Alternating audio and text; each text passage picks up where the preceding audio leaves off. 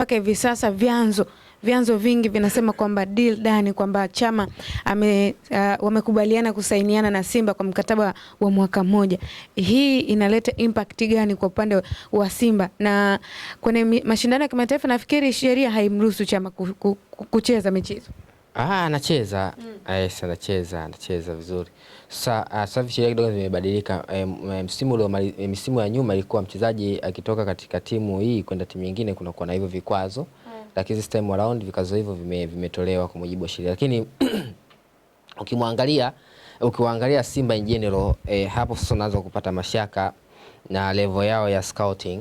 Yes, uwezo wao kufikiri kutafuta wachezaji imekuwa ni mdogo sana, kitu ambacho ndio maana mashabiki wengi wa Simba wamekuwa wakilalamika. Kitendo cha Simba kwenda kumrudisha tena Chama, hii inatoa taswira ya kwamba uwezo wa kufikiri behind bila kufikiria kuhusu Chama umekuwa ni mdogo, kwa sababu watu walitegemea sasa kuja kutafuta damu changa ambayo itakwenda kuleta kitu kipi, ama itakuja kutoa kitu kipi ndani ya kikosi, lakini unaona wanafikiria tena kumrejesha Chama. Hii inaonyesha dhahiri shahiri wameshindwa kufikiria mchezaji ambaye anaweza akaja akatoa kitu bora kuzidi Chama, kitu ambacho kwangu mimi sikiafiki. Kwa sababu gani? Kwa sababu ukiangalia Chama of course ni mchezaji mzuri na ana historia nzuri akiwa na Simba.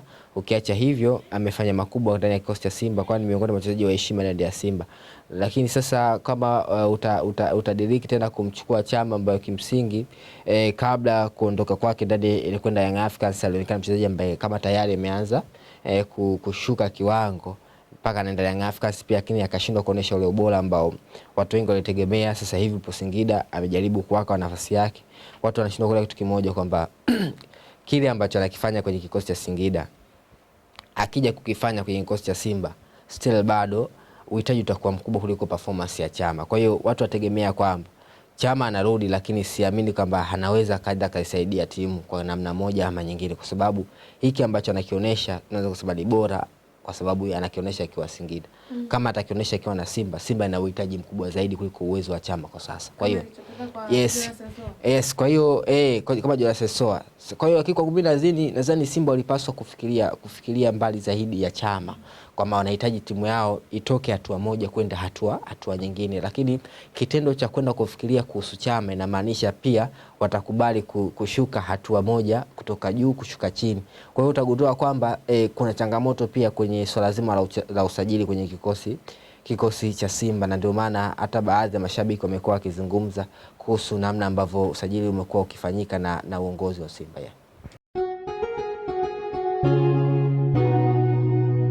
Kasako Media, tunaangazia maisha, tunaandika kesho.